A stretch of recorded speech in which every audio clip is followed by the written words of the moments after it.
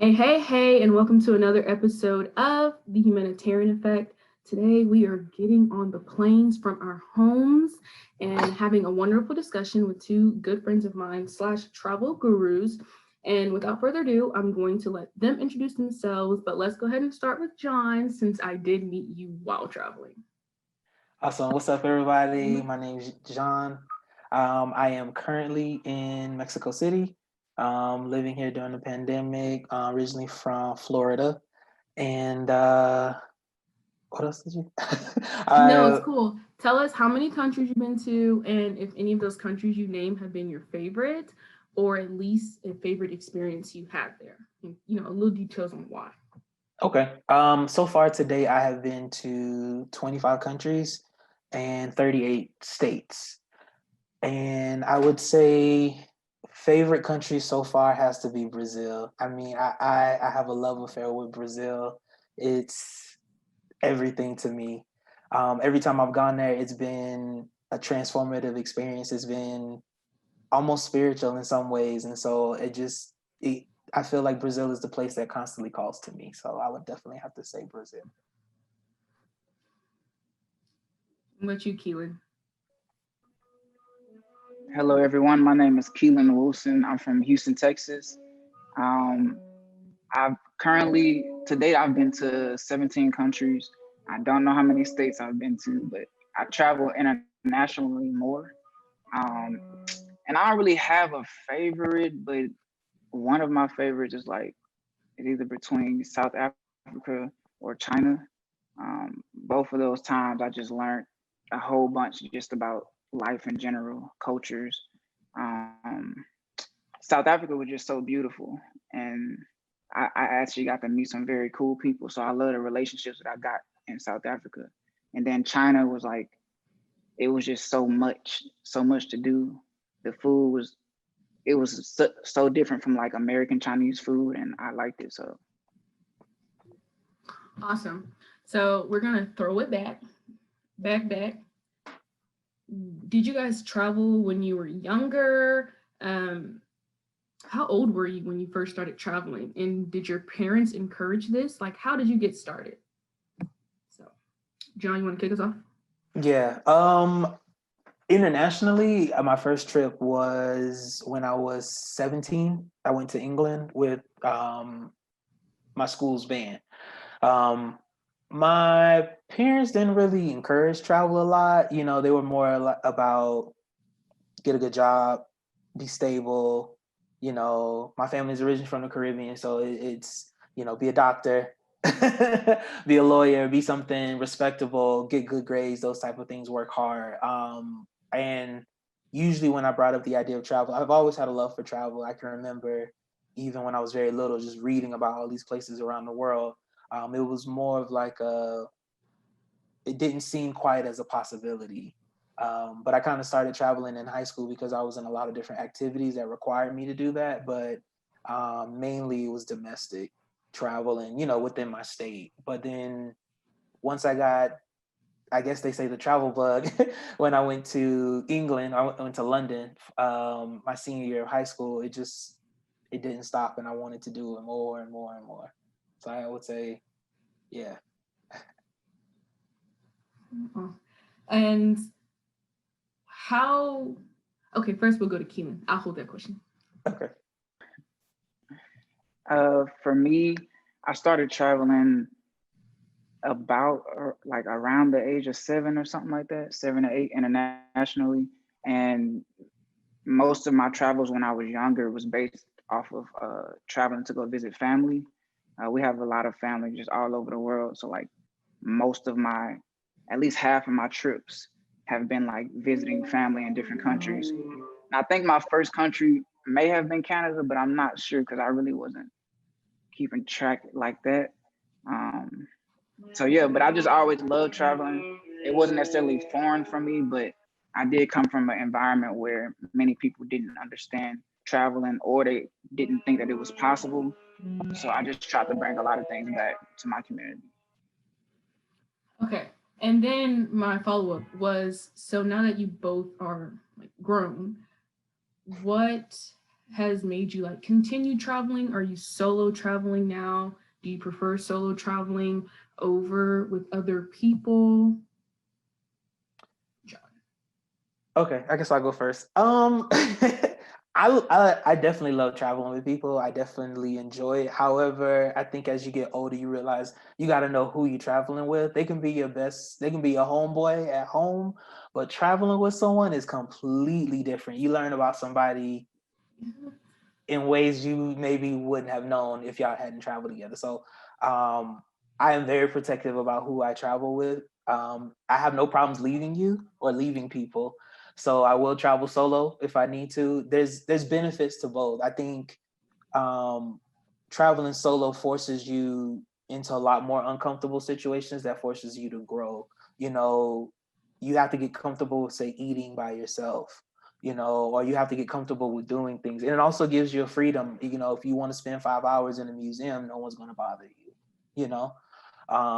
So there's benefits to both, but if you're trying to get that good IG pic, sometimes having someone else with you just makes it a little bit easier, or sometimes you want to experience certain things with people, but I definitely feel like you got to know who you can and you can't. I have friends. She's one of my best friends, but I will never travel with her because we are very different in that regard. And then I have people who I'm not that close with on a daily basis, but traveling together is amazing. So, I think that's definitely something that you have to realize when you're traveling with people. I don't know if I would travel with my family at this point though. Well, for me, I most of my travels growing up was just with my mom. When we went to go visit family, and as I got older, we added more people to our traveling. So it'd be like some of her friends or my cousins or something like that. Um, and he's very right. Like people, you have to travel with the right people. Like I didn't have many times where it seemed like they was gonna be cool with, the situation, Yep. but they just become the biggest like negative factor in the trip just based Yep. off of what they want to do, how they think about certain things. Because I'm very open minded. I'm not going to get culture shocked. I'm going to try everything I can, but it's some people who's like, nah, I don't want to do this or scared and need to have everything planned out, and that's not how I travel. You know what I mean? So you have to find that, like he was explaining. But as I got older, I started to like once I got into college, most of my travel in college was like study abroad experiences. So I studied abroad successfully 3 times. I was about to go on my fourth one, but COVID messed it up. And then at the tail end of my third time studying abroad, I went on my first big solo trip to Colombia. And I mean, I learned from all of my travel experiences, but traveling alone, you are in more uncomfortable situations. And I'm cool with that. I like the independence. I would have to travel more by myself to see if I like it over traveling with people, but I don't mind traveling with the right people. Like my mama, we good. We can travel together. And then even going like I guess further with that, Keelan, were there certain fears you had before you started traveling alone? No, no, I'm just not a scary person. Like I'm just gonna. I have the mindset of like God got me.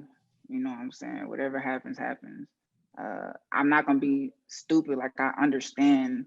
I've traveled enough to understand like most of the do's and don'ts.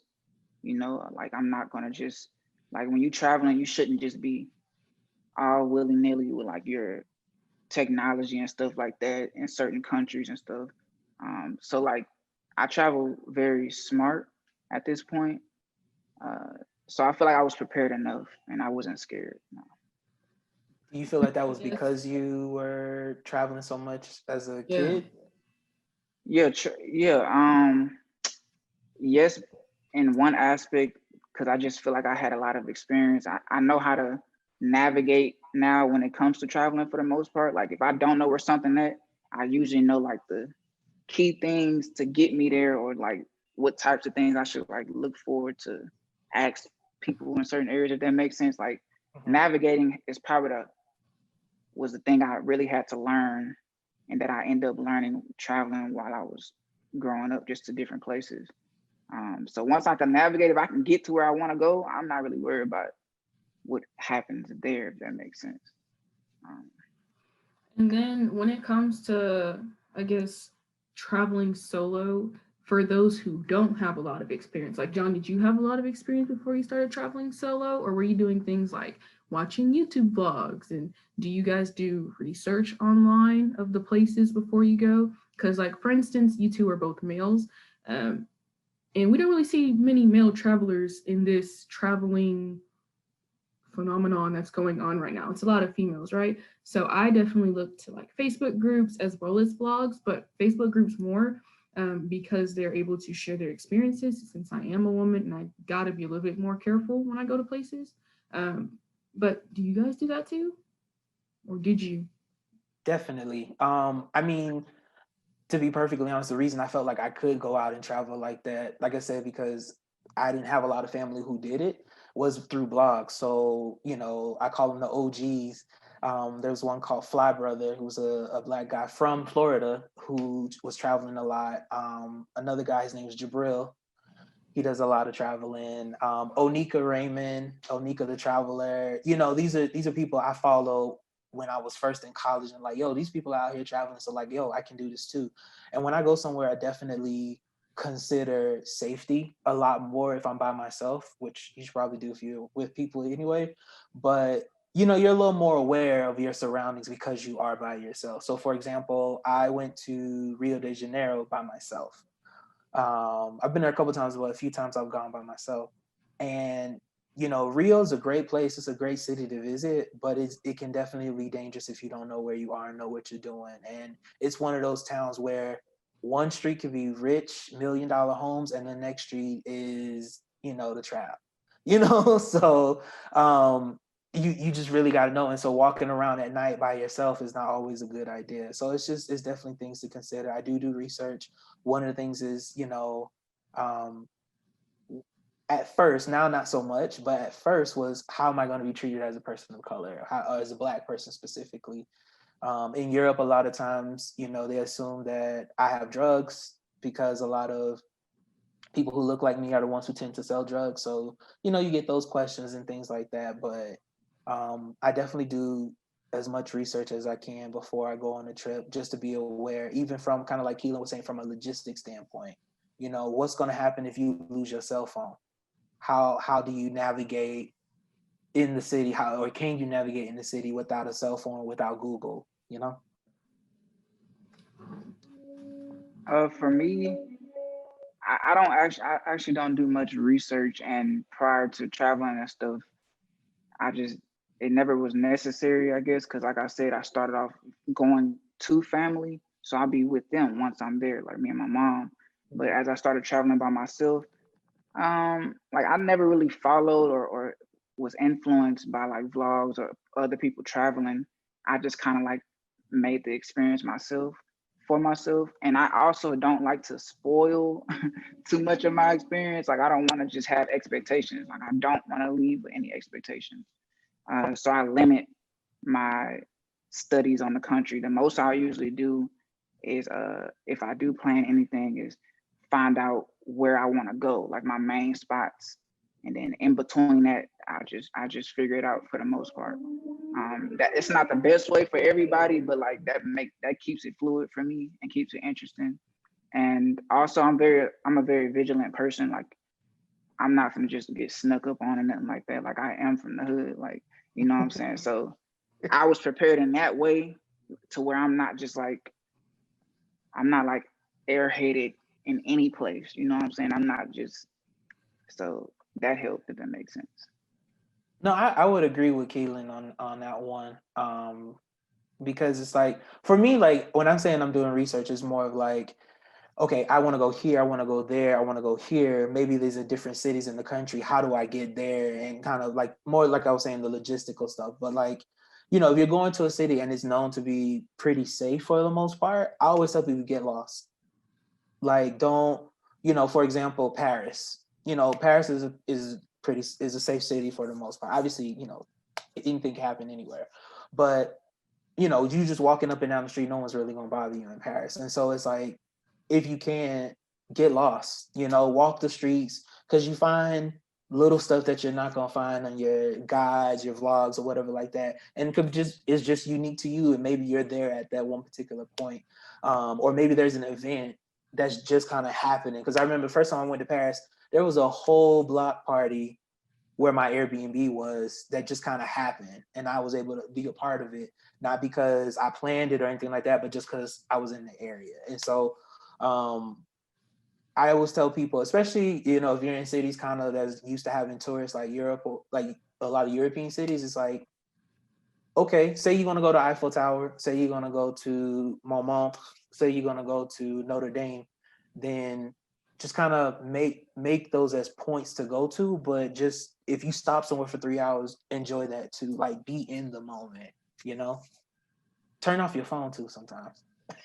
Oh yeah. I definitely disconnect for the most part. Most of my travels have not been even like recorded or captured in a lot of ways, because I disconnected so much because I love to be in the actual experience. Now I understand more of the importance of documentation to an extent, so I do more of that.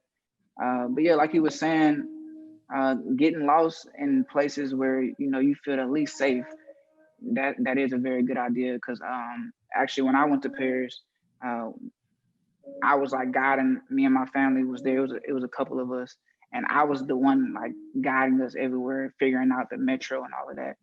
Um, but we was going to this one particular place, and we ended up in like the Galleria area, like in the Galleria, whatever it's called in Paris. I think it was their main mall, and I think it was called the Galleria or something. Galerie Lafayette. Probably, but I'm like, this is nice. Like they had, like they didn't have no regular stores in there. Like it was all Louis Vuitton type stores. Yeah. That's it. Even the kiosk in the middle of the areas was like all big stores. Like it was no little store. I'm like, where are we at? And we went up and down. Like it's real tall. It's not necessarily wide. So it's like we was in the wrong building, but that's an example of like getting lost. But like you having that experience, I'm not gonna forget that. And I guess my next question is, so the things that you're talking about are more cultural type of traveling versus the new Instagram travel age. And were you ever a part of that flexing type of traveling, or were you always like, nah, if I'm gonna go here, I want to see what people are doing, I want to try their food, And I guess what part of culture, if you do have a part that you specifically look for, whether it's like the music scene, the food, or some people look for beaches, or maybe their leisure, So, Keelan, can start us off this time. For me, I'm very immersive. I love to try to learn the actual culture. Cough, socially immersed. Yeah, I have never been a part of that flexing type of traveling. And I'm not saying that that's all bad or nothing like that. That's just not me. That's not what I value. Like I just love to actually go somewhere and feel like I was more of a native to that place rather than just a tourist. I've never really even had the opportunity to like be on a like a resort type thing. Most of my traveling that I've done by myself, I actually have stayed in hostels because that's like the most immersive type of stay. So I barely even stay in hotels now. So I'm like very, very, very immersive. And like within the cultural aspect, like the things that I kind of focus on, I want to try all the food. And I have like a running list in my head as far as like what's the best food for me. And I always compare it to the food that I feel like was the country that I feel like had the best food. So everywhere I go, when I eat their food, I'm like, I ask everybody there, like, what do I need? You know what I'm saying? What do I need to eat that represents y'all? I try that and I compare it to my number one, and nothing have passed my number one. So I'm kind of mad that happened early on in life. Just to let y'all know, the number one, the place with the best food in the world is Jamaica.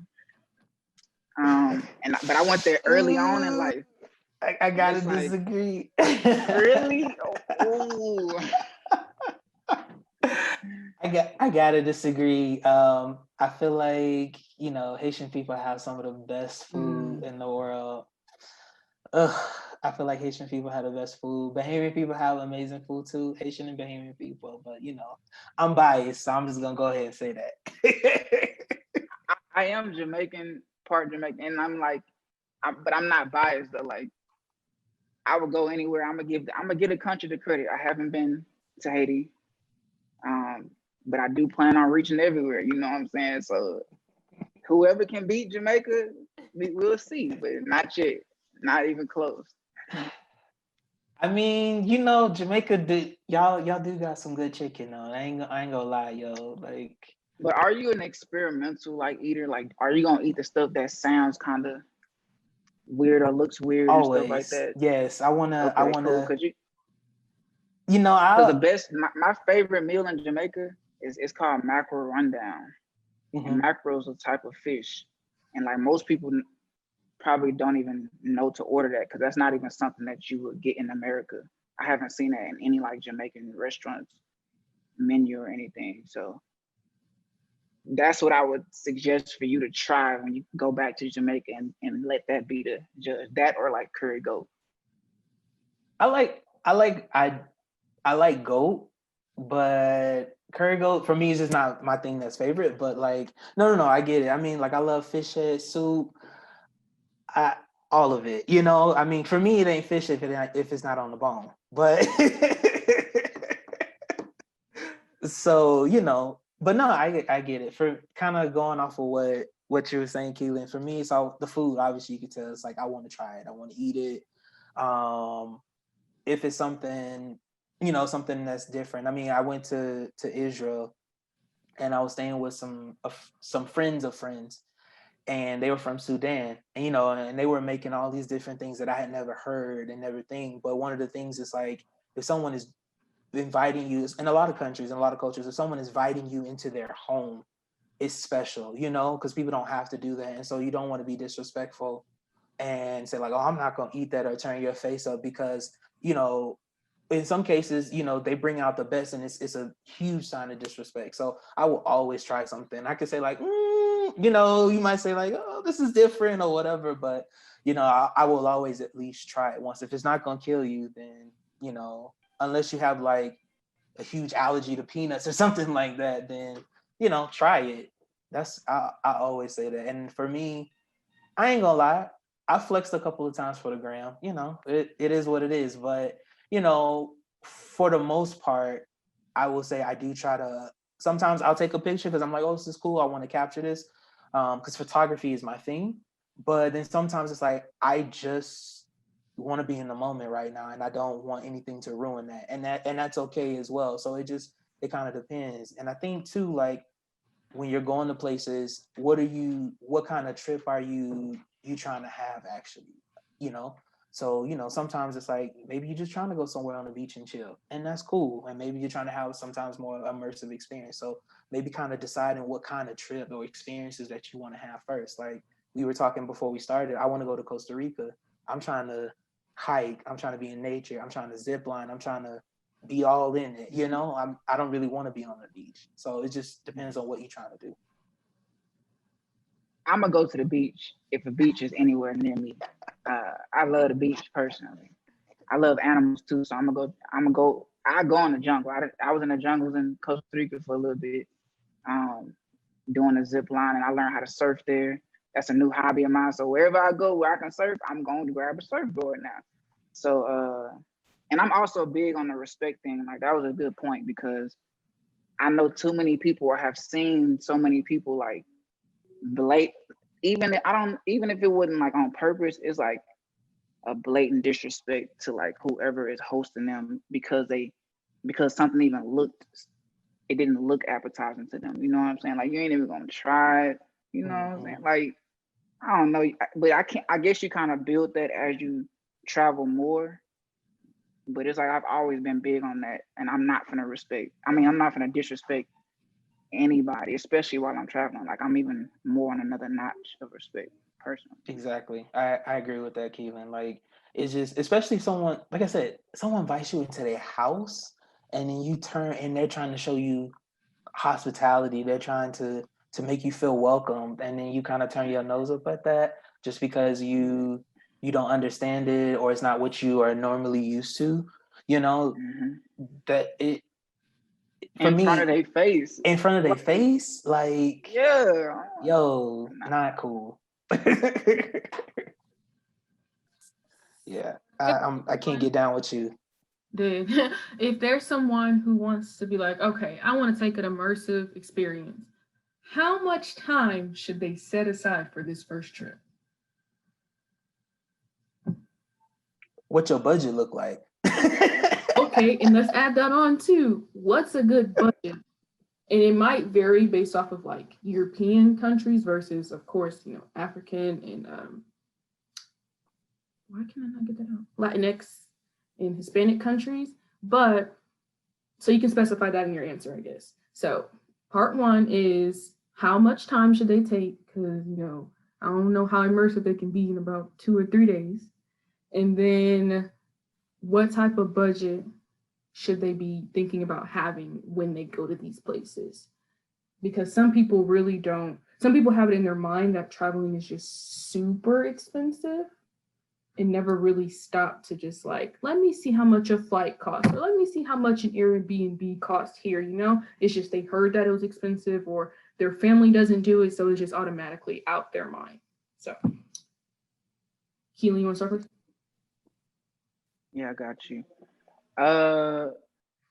For me, I found that the minimum time to actually become immersed in the country, if you like actively doing your best to be a part of the community, is at least a month. Like, I don't think prior to that you can like actually kind of start developing the normal flow of life for that country. I think 2 weeks is still a good amount of time to where you can get an immersive experience. Like, you can get an immersive experience 10 days, 10 to 14 days. But for you to actually get acclimated on like the next level of immersion, it has to be a minimum of a month in my head. And then as far as the budget, it does vary a lot for different countries and really continents for the most part. And for me, usually my most expensive part of my trip are my flights. And like I said, since I've been traveling by myself more often, lately I don't even get hotels. So I travel much different than like the average American. So hostels, I've been in hostels to where like as low as free, and it was just an exchange of like work at that hostel because I was gonna be there for a little bit. So I would work for them in exchange for them giving me housing. Some of them, the cheapest I can remember, like paying per night is like $7 a night or something like that. But I don't think I ever paid more than like $24 maybe a night at a hostel, and that's like a nice hostel. Like, I'm not 20 some dollars a night is a nice hostel. I done been to some, but those they just none of them are the same. It's like I done been to some where it's pretty scary looking, and you like, I don't know how I'm gonna survive tonight. I'm a survivor, you feel me? But I like, you had it in your head. But I've been to some like, dang, this is nice, like, So that one is just way more unpredictable than hotels, and that'll make your costs go way down. So usually a flight and housing are probably your biggest expenses, unless you're going to do like skydiving in certain areas. So like when I went to Dubai, skydiving was super expensive. Did not spend it on that. I'd rather do two things, like two different types of excursions, than like do that skydiving that was just like way more expensive than the average cost of skydiving anywhere else. So that just depends on kind of what you want to do. But let me get to the answer. I'm talking a little bit too much, but I think the average range, if you're trying to go for like a 2-week trip, maybe outside of your flight, I think you'd be cool like 2,000, 1,500, 2,000, and most places, if you like trying to do things, and you are like conscious of like where you stand, like you shouldn't be spending $300 a night. I don't think so. But if you are, hey, you big balling. Like, that's different. I definitely say it depends on you. What is your budget? And then from there, you need to have expectations based on your budget of what you can do in that place. So I know when I first started traveling, um, my budget was a lot tighter. I fortunately worked for an airline, so I didn't have to worry about the flights. So, that took a lot, but it was unpredictable. So, I had to learn to be flexible where and when places I went. But I think at the most part, you gotta, you can't go to Dubai with a Walmart budget thinking you finna get a Gucci experience. Just so bring it back. You can still go to Dubai on that Walmart budget, but just understand certain things you're not gonna be able to do, or you might need to look for things. Now I'm a little older now, so hostels is not really my style no more. Thankfully I can afford a little bit better, but even at the same time, it's still like, I've stayed in hostels. All hostels, like you were saying, are all different places. I've stayed in a hostel where it's like, I don't even know if these sheets were washed, But the other thing that I would say, if you're starting out by yourself, also that's what I said, think about logistics. So, I was in Prague. I was coming from Budapest and I was going back to Prague, and the bus ride was 8 hours. But instead of paying for a hotel, I took the night bus. So I didn't need to pay for a hotel that particular night. So that, think about things like that. Or, if you're in Asia, can you take the night train? Or sometimes they have a night, like in Japan, sometimes they have night buses that are like hotels that have like bed spaces, where you can kind of freshen up and stuff. So if you're on a really tight budget, then maybe think about doing things like that. Maybe you're not going to be able to fly and take trains all around the country. You might need to get on that good bus, and it might take you another hour or two, but it depends on what your budget is and what kind of experience you're trying to have. In terms of the first question of like how much time you need to immerse, everyone is unfortunately not fortunate to be able to take a month off or whatever to go to a place. So again, think about what type of limitations you have. If you're fortunate enough, I mean, not right now, but if you're fortunate enough to have a job where you're kind of location independent, then I would definitely consider staying somewhere a month, 2 months, really do what they call slow travel. But if you only got 2 weeks, like most Americans, then, think about, again, what are you trying to accomplish? Are you trying to relax? Do you want an immersive experience? And I think you can have immersive experience even on a weekend trip. It's just, are you open to those things? Are you open to kind of, as they say, go off the beaten path or something like that? And asking locals, I will all the time. you know if you go somewhere, if you go into London, okay, everybody know they're famous for fish and chips, but maybe asking a local where to go for fish and chips, not what BuzzFeed said is the top place for fish and chips or something like that. But then also I don't shame people if that's what you want to do and you like to. I have a friend who loves to go on tour buses. I hate tour buses, but that's just something they love to do in different cities. So if that's your style, then own it, but also be open to other things happening. I like to drink. So I like to go to different wineries and stuff like that when I travel, and those are the type of experiences I kind of look for. So also what are your interests that you have at home that maybe they do different in other countries? So I would say start there, and then little by little you may be more open to doing other things or get exposed to other things.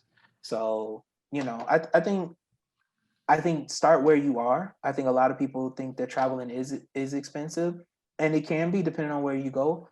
But also, you can get brand new experiences. Where you are. You don't have to fly 15 hours around the world to get a brand new experience. I think I lived in Texas. There's so much to do in Texas that people just don't know, and people have lived in Texas their whole life.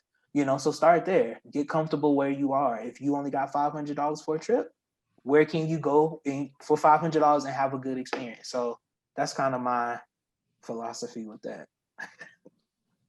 You can go with $500. You could take a cruise to the Bahamas for the weekend and come back. Did it in February, and we spent $400. And I got See, exactly. Or $500, you can go to Big Bend National Park and do some hiking down there in Texas. You can go to a lot of different. You can drive out to Marfa and experience like the small town.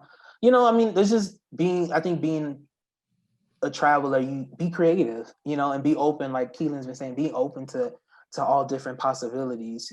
Some of my favorite travel spots have actually been in the US. Like I wasn't even thinking it was going to be like that. So I just tell people, like, start where you are, be realistic about your budget. If you can't go to the Dominican Republic, you just can't go. And I also tell people, like, so my little talent is finding flights. I can find flights for like the low. But one thing I don't do, well, one thing I guess I do also do is, yes, I'm near a major airport, but let me get on Google and see cheapest place to fly from the US to the location I want to go. Because, like, for instance, going to the Caribbean, I can get a ticket out of Florida to like Cuba, and it was like $100 round trip. Then, looking from my location in Texas to that airport in Florida, that round trip was only $50.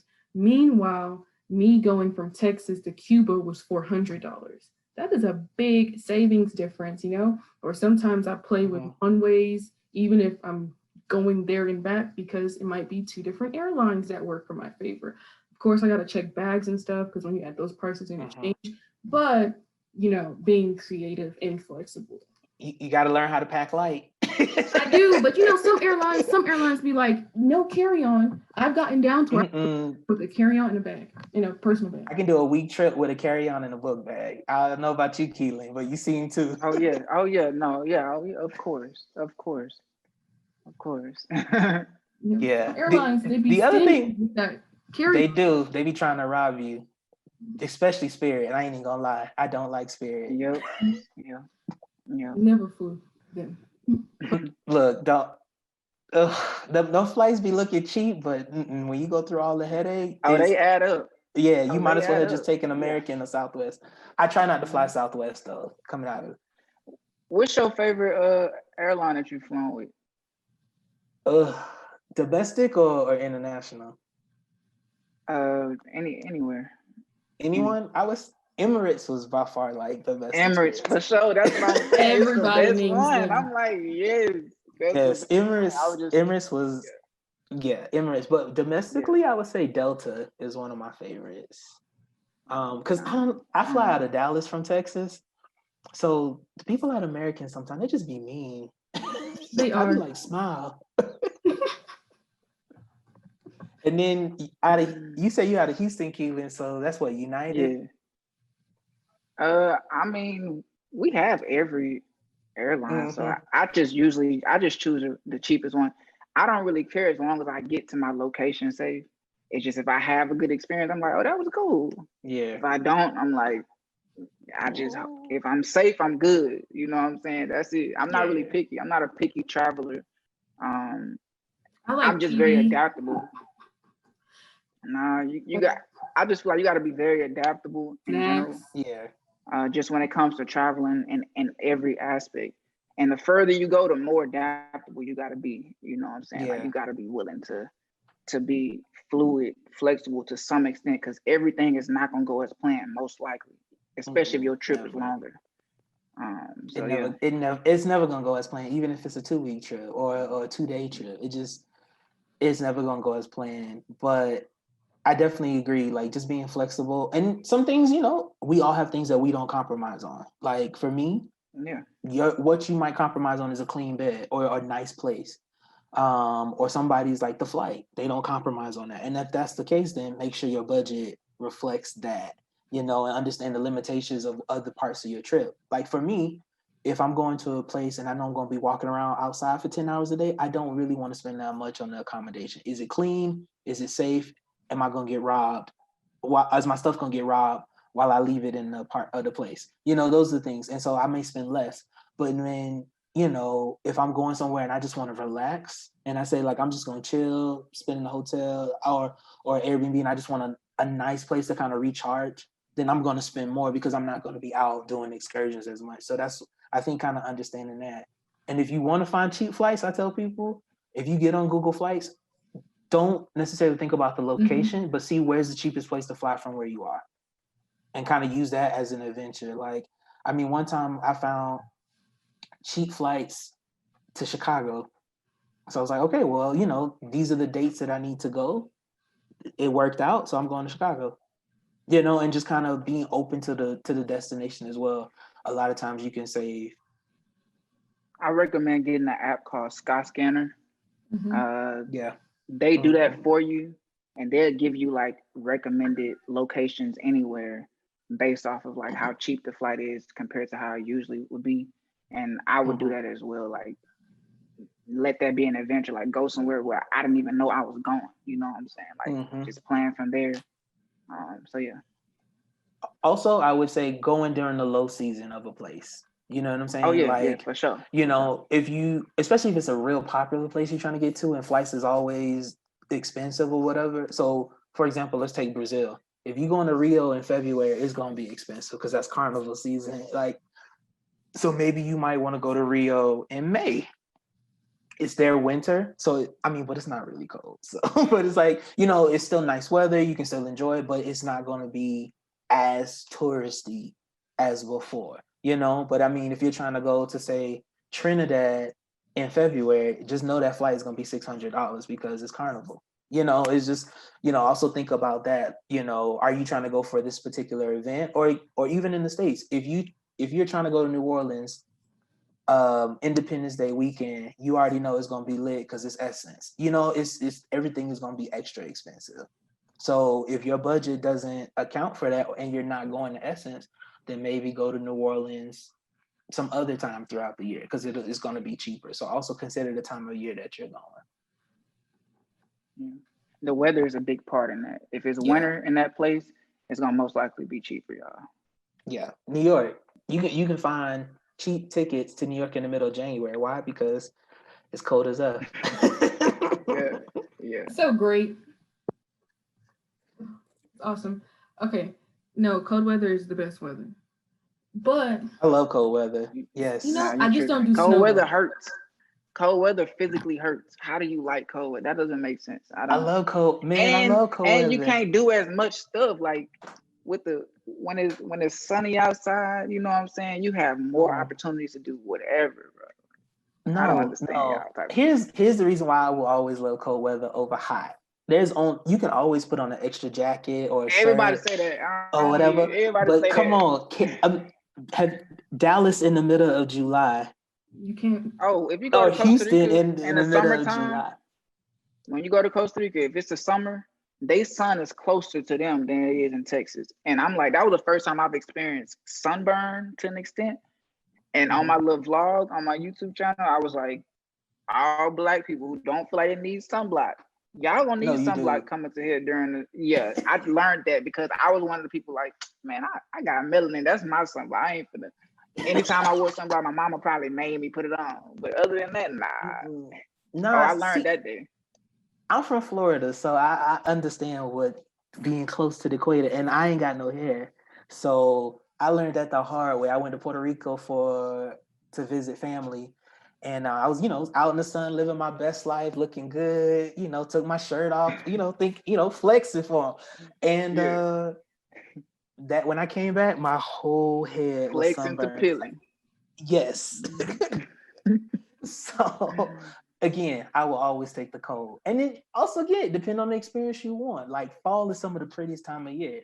So but it's cold, or like if you're trying to go skiing or trying to do some winter stuff, you're gonna have to be where it's cold. But just get a good jacket, get you a good scarf, some gloves. I will always take the sun, not gonna lie to you. I get headaches in the sun, so anything under 78 degrees is my friend. Yeah, I feel you on that one. See, that's why y'all need to come to Mexico City. It's never hot. It's never too hot, never too cold. I was originally going to Mexico City during this. Right after I graduated, I was going to go to Mexico City because my study abroad was in Mexico. It was originally in Mexico City, then it moved to. It's a small city, like an hour or two away from Mexico City. I can't think of the name right now. Puebla, yeah. That's where we was gonna have the study abroad. So I was gonna be back and forth between the two. So I'll get there one day.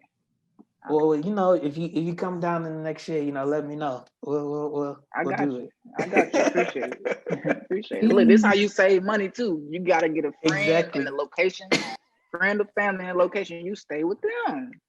Mhm. You feel me? I Also, love couch surfing. That's another way to do it sometimes if you feel comfortable doing couch surfing.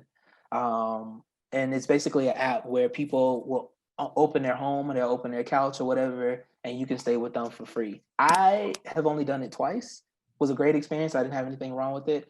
Definitely, I would say if you're worried about safety, maybe stay with, like, especially as a woman, because it does come up, although I believe in equality. Um, just be aware of who you're staying with. But the thing that I like to do is a lot of times they offer free tours or free events through couch surfing, or you would meet people to say like, hey, I'm in town visiting this days, anybody want to go for a drink, or hey, I'm trying to find someone to go skydiving with or go bungee jumping with, is anybody interested, this is the price. And so you just meet up and you do the event together. And so it's It's like called couch surfing. it's called couch surfing. It's been around for years. Okay, bet. Man, I didn't know about that. yeah, same. Yeah. Sounds really cool. So it's a good way to kind of learn a city in a different way or understand things. This is kind of why I use Airbnb, because sometimes you get the experience of staying in a home, what it would normally look like if you lived in a city, versus a hotel. But then sometimes I'm trying to be bougie, and so All right. So, okay, that brings me to my next point before we end tonight. Well, today, because they don't know when this is going to drop. However, regardless if they take a 2-week trip or a 3-day trip, right? Let's say that they are Mhm, taking a weekend trip. What are at mhm. least 3 things you probably recommend for them to do to get some type of cultural experience? So we just found out that there's a whole app where you can go make friends who live there. But in addition to that, I'll let you go, Keelan. Uh, you have to get involved with the locals. Like if you don't communicate with them, then you're not getting an immersive experience. Like that just go hands in hand. So you have to do that. Let them tell you where you need to go. I do that all the time. Everywhere I go, I'm like, where do I need to go? Like where I need to go eat, what area I need to be in, as far as even if it's safety, or just like an experience. Like where do I need to go to experience your home? So I think that's really the main thing, especially on a weekend trip. Um, yeah, that's the best advice I can give on that.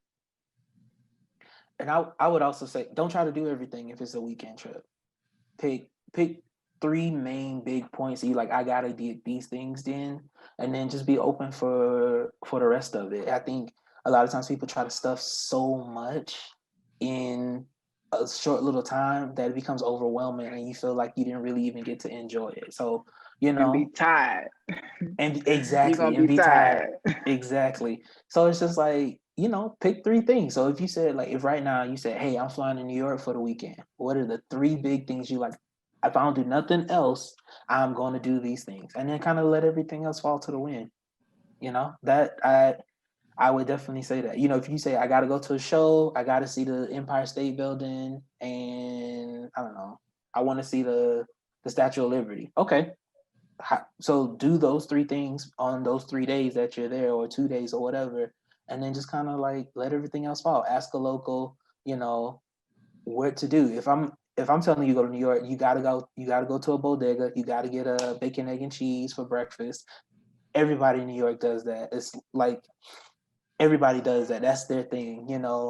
um I'm telling you where to eat mostly, but it's just, and my thing is walk around. That's my thing too. Like if you were doing it in New York, I'd say walk around. Don't get in the cab. Take the subway. It's gonna smell.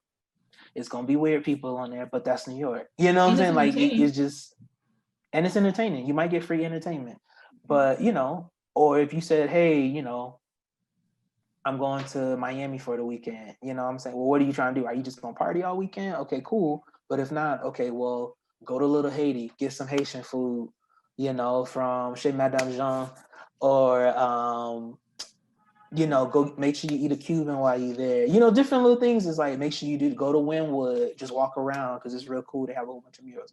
Same thing. If somebody came to Houston, Keelan, what you gonna tell them to do? It's just like quick things, and don't try to include everything in, and just know like you can always go back. If we go to Houston, Keelan, what you gonna tell us to do? I don't know. I don't be in Houston that much. Look, I'm not a tourist in my city. Okay. But that's where you can start. But I would though. say not yet for sure. Like I understand that, and like I'm actually trying to. Before the COVID happened, I was planning to actually try to be more adventurous in my city because, like prior to college, I wasn't really adventurous in Houston because I'm in school. I was involved in all these sports and stuff like that. Then I went straight to college, and I barely came home. You know what I'm saying? Like I know my city, but I haven't really been adventurous in my city. I ain't had a time to do that or just the means of doing that. The first Black-owned hostel in America is actually in Houston. Didn't even know that. But So, I think there's a black winery that just opened in Houston too. Yeah, it is. Yeah. What I do know, we have a whole bunch of food places from like all different cultures. Like we really are a melting pot. So you just gotta try food. You gotta try food. Like I can every time I go to Houston, like when I was visiting and stuff from college or whatever, I'm trying a new spot, like as far as food, because it's just so many options. So that's the biggest thing I can say. Galleria, if you just with the shopping, like I don't really mess with the Galleria personally. Yeah, I don't really mess with the Galleria personally, but people like to at least go see it because it's the biggest or one of the biggest malls or something like that. Yeah, don't get out of the wards. Don't go over there if you don't know nobody. Oh yeah, like I could tell you where the hood's at, you know what I'm saying? And just like kind of like where to stay away from. But really, beyond that, I need that adventures myself. Okay. And then I got two more things. So one, being in America, every other country isn't in the most positive spotlight. So have you traveled to somewhere where a stereotype was proven wrong? And what was that place in that stereotype? Everywhere. Agreed. Pick one. I'm gonna pick where I live, Mexico. I think Mexico is the most stereotyped by Americans of being just cartels, being poor, and don't get me wrong, there are poor people here, but there's a lot of poor people in America. And as a Black man, I feel way more safe in Mexico City than I do when I lived in Dallas or Houston. I'm not worried about some random person looking at me funny or think I looked at them funny or some police think that I was trying to run away from them and shoot me in my back. I don't worry about that when I'm abroad. I don't worry about my safety as much as a Black person abroad. Don't get me wrong, racism exists everywhere. But the ugliness that it is in the US, I just don't experience that. And so that's one of the stereotypes. The Mexican people that I've met have all been very welcoming, very kind. And Mexico City, it looks like New York. You know what I'm saying? Like it's a huge city. You can find everything you want here. There's tons of events, concerts. It's not what you think. And if you've only been to Cancun, you have not seen Mexico. I agree that every place is highly stereotyped, and that's been broken down. That's literally one of the main reasons I do my best to not have any expectations for anywhere. So, for example, many people stereotype the entire continent of Africa as being undeveloped. It's like that is not the case. I was in South Africa, beautiful, and I'm like, dang, it is areas that are very poor in South Africa. And I got to learn a lot about it, and a lot of that is dealing with like apartheid and stuff like that. But it's like people swear that when they see stuff online that they have a whole, like this is exactly what this country is like. I ain't gonna go there because they do this and that and that. It's like, bro, really look at where you live. You know what I'm saying? Like, facts. Nowhere gonna be perfect, but look at where you live and Facts. I guarantee you, most countries I've been to, when I tell people I'm American, yes, we have an American privilege when we travel to most places, but on the other hand, like on the other side of that, many people like be like, I'm scared for you to live in America because of how dangerous they view America. You know what I'm saying? Like, exactly. A quick little fact: one of the most dangerous gang in South Africa is called the Americans, based off of literally what they seen on TV. Like, people have these stereotypes about everywhere, like I said. So when they view America, we're not in the greatest of light. It's like most countries feel like we have money, and then also feel like that we're very dangerous. You know what I'm saying? But it's just and like very it's the ignorant. extreme on both sides. Yeah, it's the extreme on both sides. So it's like you have to understand that if you coming up with all this stuff about a country you ain't been to, you probably in that extreme on one side of that country as well. You know, so exactly. And that's why I tell people, just be open-minded when you go, because it's not always like, what it seems, you know. Yeah. And you know, people are like, oh, but you know, this place is poor. Have you been to South Dallas? You know, or you know, it's like, have you been to Mississippi? Have you been to West Virginia? There are places in the US that don't have clean water. You know, even Dallas don't have clean water. Exactly. So, you know, it's just the like largest cities don't have clean water in the so, you know, I mean, I'm like, we have people who are living in abject poverty as well. It's just that this is what they portray. Because for me, a lot of people look at Haiti like that. And I'm like, so beautiful. Haiti is so beautiful. Don't get me wrong. They have problems, but it's a lot more complex than what you think. And just because a place has some issues, every place has issues. You know what I'm saying? Like, everybody has problems that they're trying to get better or whatever like that. So have an open mind view, because if you go to France, they got problems. Just because it's a Western European country, don't think that they have problems. You know what I'm saying? They got poverty too. They got issues. If you go, Houston got problems. You know what I'm saying? It's just like everywhere we live got problems. So, you know, be nice, be kind, and leave all your stereotypes and all your pre-notions and stuff at the door, and just be open to experiencing a place, and be humble, especially as Americans. Be humble. And then my last question, before I open up the floor for you to say any last remarks of yourself, as well as let the people know where they can find you, is I am a firm believer that traveling changes the mindset, and that traveling is its own form of education. Prefer it over public education in America. But that's a whole nother podcast. That's coming soon too. But how has it really just impacted your life? Like for me, since I do work in the social sector very heavily, a lot of things that we do see going on is because it hasn't happened to them, so they don't care. However, even before I started leaving the country, I already had that compassion and stuff. But I realized once you do leave, you get to see how other people live and that they're happy, right? Like you were saying, everybody has poverty, but some people fail to realize that everybody isn't so capitalistic. You know, like minimum is good. So there's a picture of these, I think it was like 3 little boys. They were in a pool made from mud, and somebody was just like, I see poverty.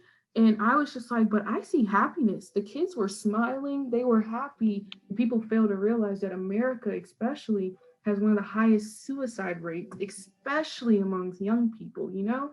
So for you, what has traveling done for you? How has it transformed you, if it has? And also as much as you're willing to share. But we do cough like. I'll let you go, Keelan.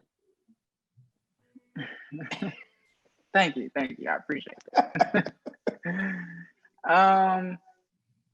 Traveling has allowed me to develop multiple perspectives at the same time, and it has also taught me how just the idea or just knowing that we are much more similar than we are different from any other type of people, country, whatever. So that is the biggest thing, and I also, it just allowed me to be more resilient and adaptable. Like, you just really just build those type of things up when you travel, because things are not going to go as planned, especially the longer you're there. So it just allowed me to be able to go with the flow more. A lot of countries I went to, their pace of life is much slower.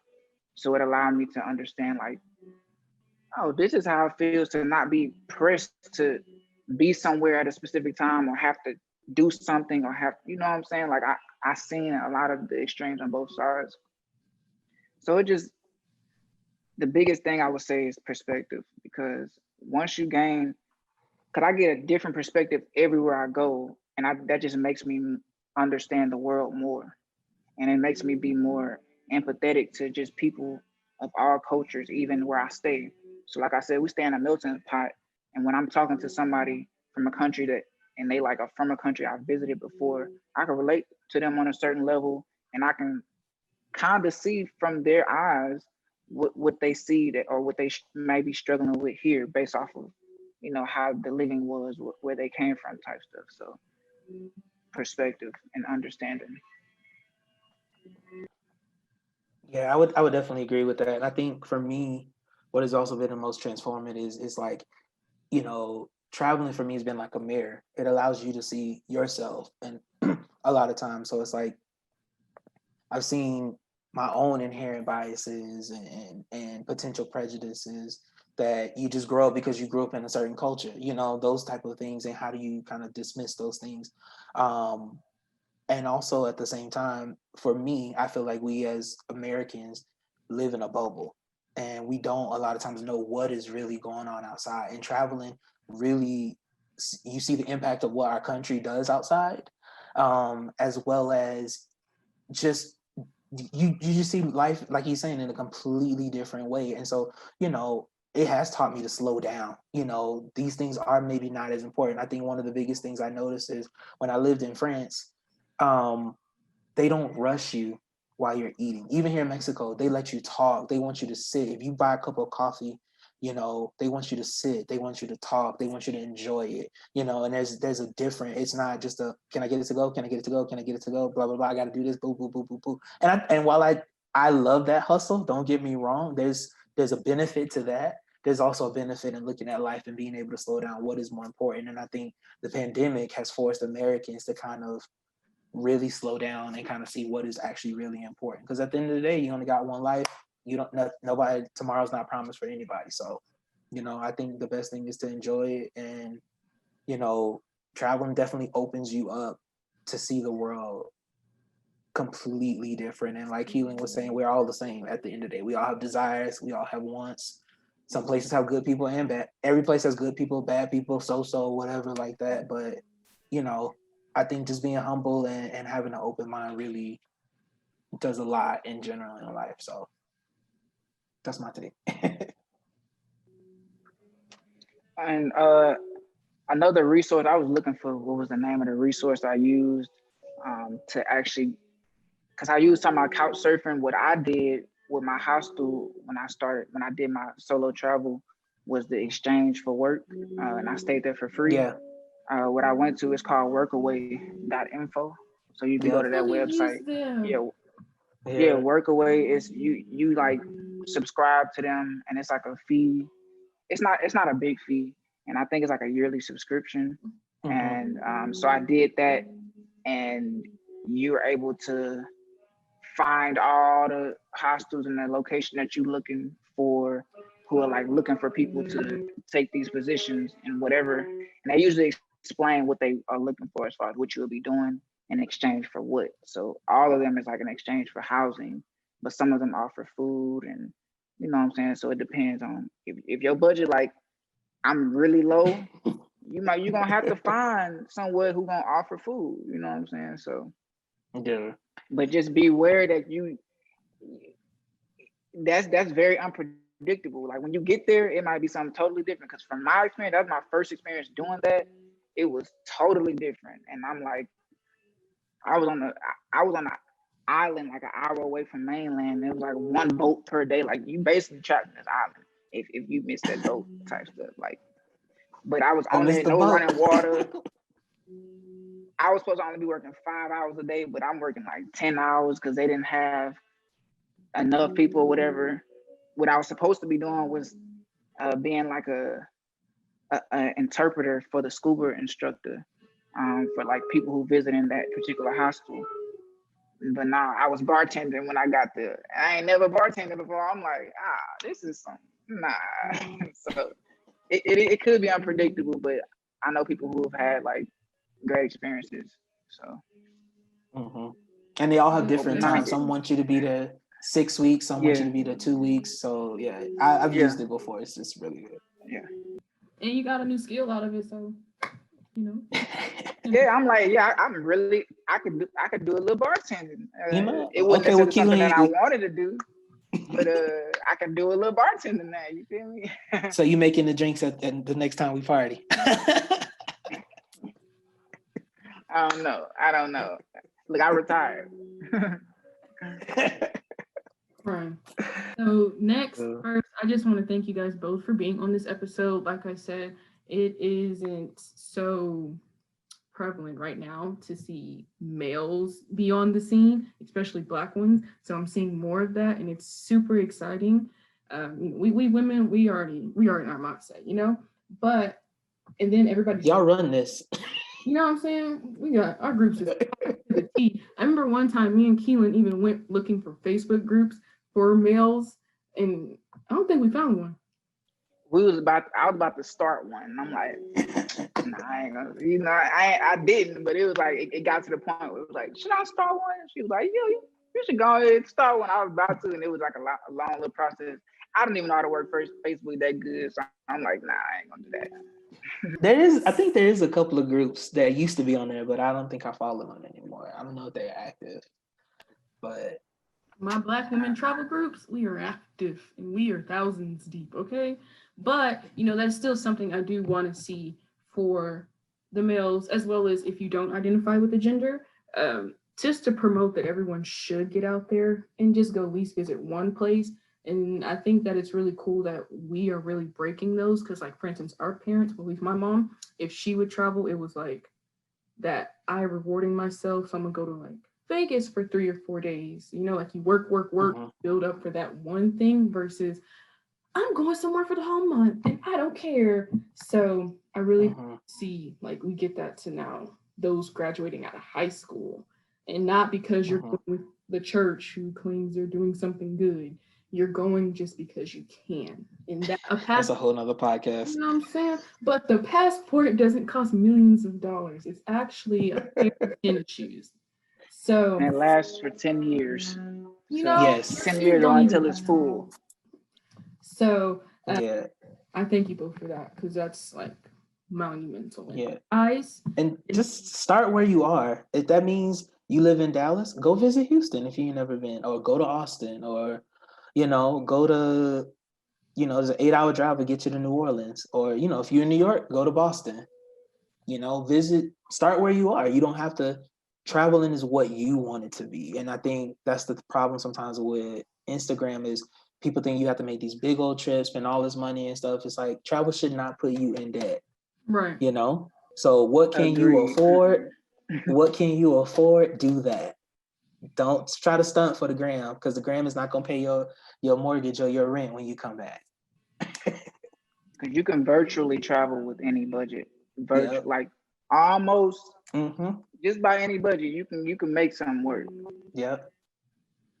And I'll even just say that you guys said be flexible and open-minded. I definitely think a lot of people try to stick to what they know, and it's just like, even let that go, because you'll be mindful about what's really out there. So now I'm seeing like Black people, for instance, oh, I'm going to Boston, or I am going to spend a day in the Midwest, and they found some of the most beautiful scenery, and it's just like, but if you stuck to what you were taught, you would have passed up on this. Or even getting in the pool, not to pick up on that stereotype, but some people still follow that, and it's just like, man, if you don't, I still can't swim. I'm learning.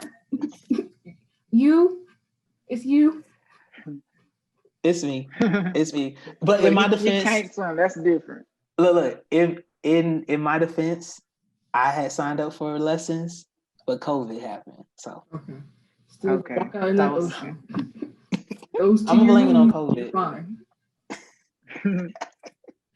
But you guys, I would also say, oh yeah, sorry. I was just gonna say, I would just say, my motto is it's not good, it's not bad, it's just different. Don't try to ascribe any type of whether it's good or bad and say, oh, this is bad, this is good. No, it's just different. And when you have that mindset, I think it changes a lot of things. That would be the last thing I'd say. and then also, can you guys tell the people where they can find you? If you have a traveling channel, because they might be interested and you might be their role models now. So, Keelan. You can follow me on Instagram at Key double E. It's KEE dot the word double dot the letter E. And my YouTube channel is a travel based channel. I started it not too long ago, and once COVID is up, it's gonna be on and popping. But that is Key to Travel, KEE, the number 2, and the word travel. And yeah, you can find me at those places. Cool. You can find me on Instagram. Is primarily where I am. At El Gordito Negrito. So if you look up, that's funny. So if you look up, so that's LELGORDITONEGRITO. El Gordito Negrito, it's a chubby little black guy in Spanish. You can also find me. You can also find me on Twitter at the same name, El Gordito Negrito. But yeah, if anyone has any, please hit me up on Instagram, DM me if you have any questions about any places or whatever. But just get out there and do it, y'all. Awesome. And that concludes another episode. You guys know where to reach us. And if you don't, then you're not loyal. You need to go figure out how you can reach us. And at this point, good night. Peace. Oh, there's